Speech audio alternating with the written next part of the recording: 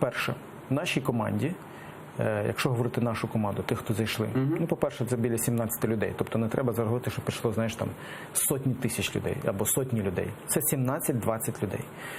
Так от, з цих людей на напрямку бронетехніки знаходиться Ігор Фоменко, який має величезний досвід машинобудування. Руслан Корж має величезний досвід в авіабудуванні. Що стосується високоточної зброї, залишається досі людина, яка займається цим, і вона професійна.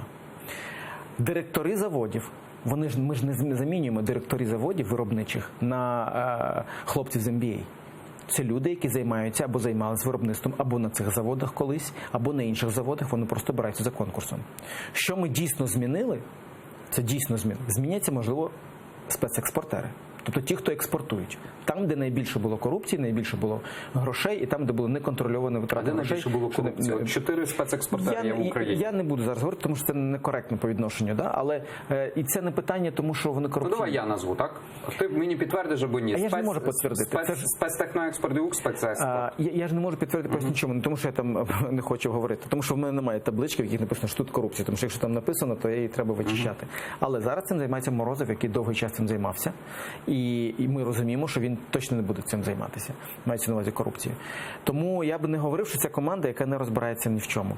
Знову ж таки, наприклад, я не займаюсь виробництвом танків, я не розказую, як будувати, але я точно знаю, яким чином захистити колишній, наприклад, завод «Маяк» від зазіхань колишніх кредиторів, да, які зараз не можуть зареєструвати своє майно.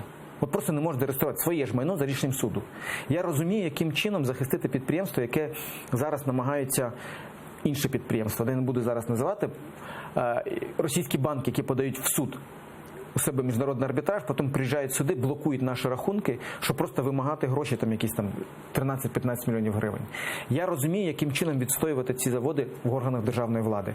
І дуже головне, що дуже важливо, і я хочу це підкреслити, це вперше за всі роки існування Укроборонпрому команда, яка прийшла, жоден з них, я підкреслюю, жоден з них не має ніякого власного інтересу в озброєнні. Більше того, жоден з них не є друзями президента, товаришами, кумов'ями, бізнес-партнерами. Це всі люди, які набрані по професійній ознаці. Тому я вважаю, що це буде зовсім інша команда.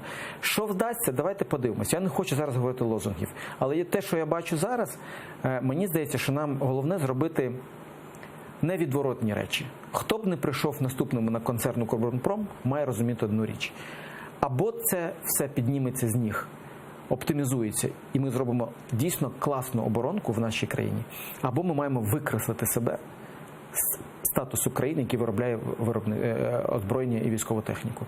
Тому що при всій повазі до всіх цих заводів, левова частина того, що ми зараз робимо на зовнішніх ринках, пов'язано з старою радянською технікою. Ремонти, поставки і так далі. Єдине, там декілька у нас є виробників, наприклад, КБ «Луч», да, який там дійсно, вони високотехнологічні, високоточні, або радіолокація, да, там дійсно є. Але левова частина все ж таки це не стосується цієї частини. Тому я думаю, що нам вдасться все ж таки припинити кришування в цьому бізнесі, а щоб це був реальний бізнес. А хто